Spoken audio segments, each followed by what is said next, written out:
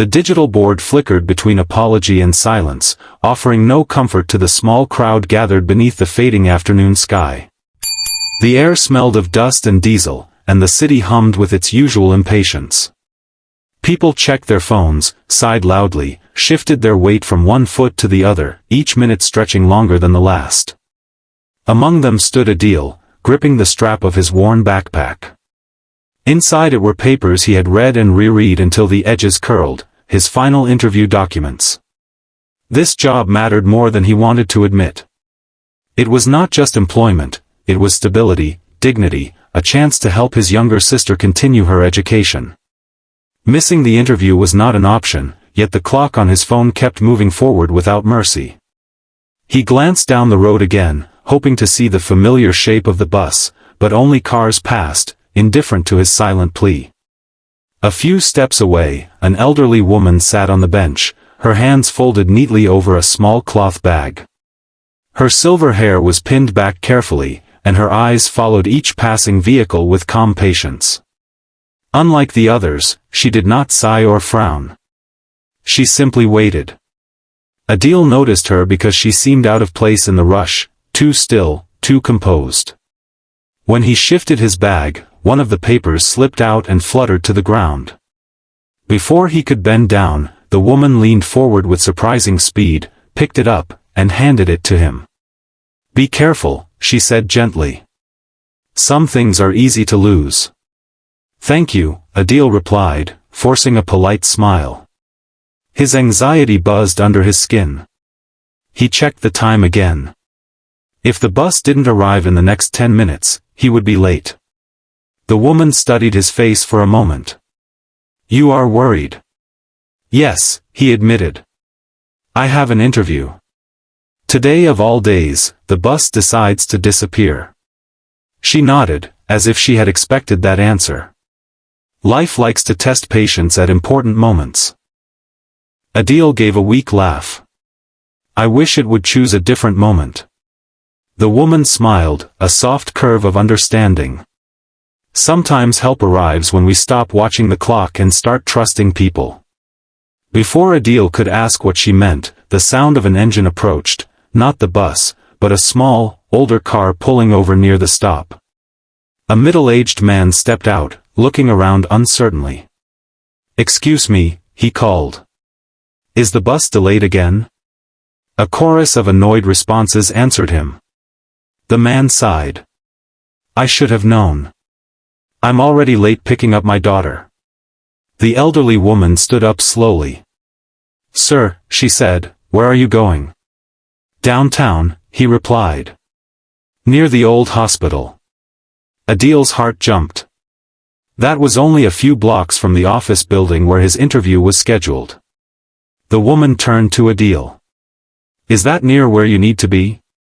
"Yes," he said quickly, then hesitated. He didn't want to impose. The man followed their exchange and looked at Adil. "If you don't mind squeezing in, I can give you a ride.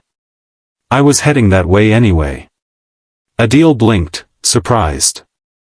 Strangers didn't offer rides anymore, not without hesitation, not without suspicion. "Are you sure?" he asked. "I don't want to inconvenience you." The man shrugged.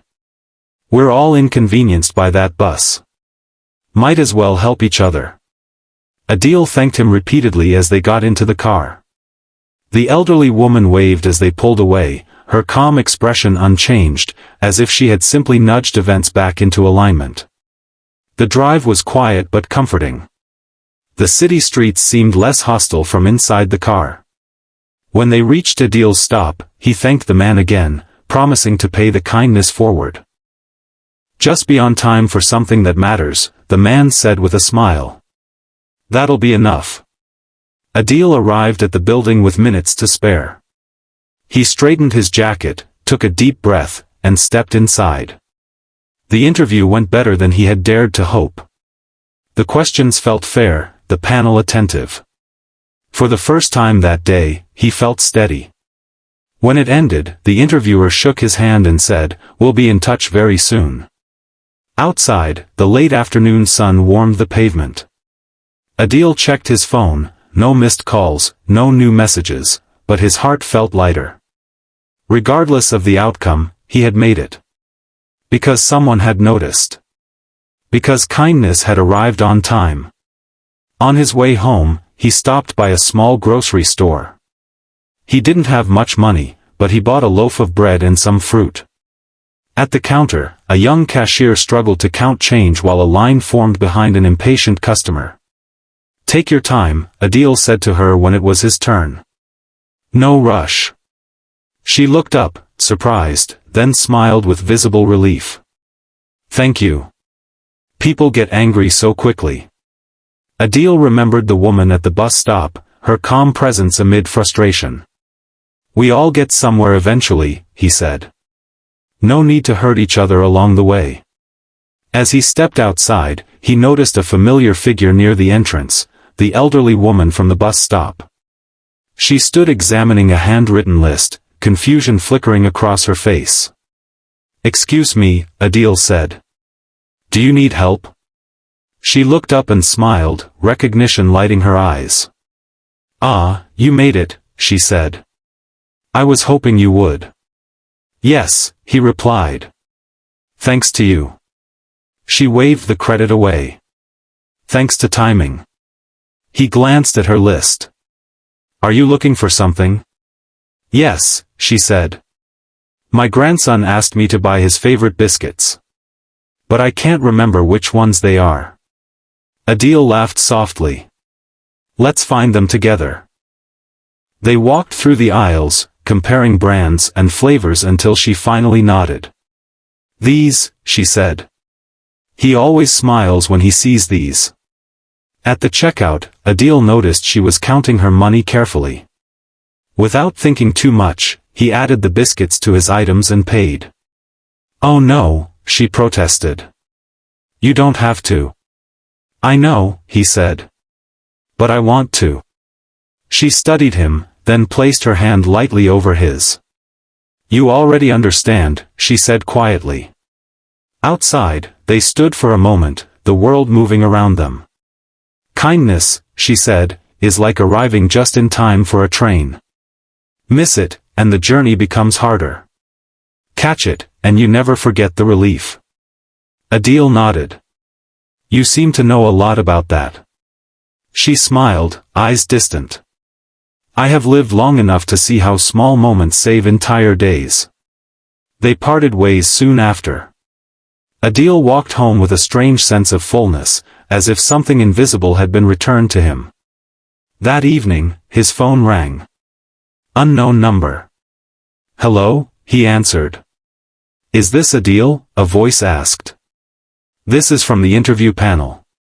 We were impressed with you and would like to offer you the position." For a moment, he couldn't speak. Then gratitude rushed through him, overwhelming and warm. He thanked them, ended the call, and sat down, head in his hands. His sister ran into the room when she heard him laugh. "What happened?"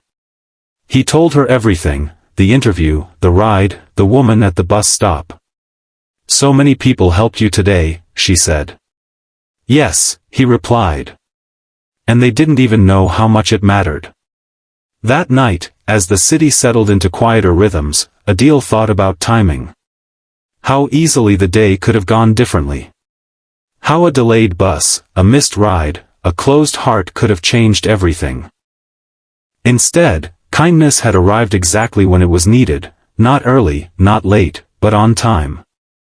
And he knew, with a certainty that felt newly earned, that one day soon, someone else would be waiting at a stop, watching the clock, feeling the weight of the world pressing down. When that moment came, he promised himself, he would be ready.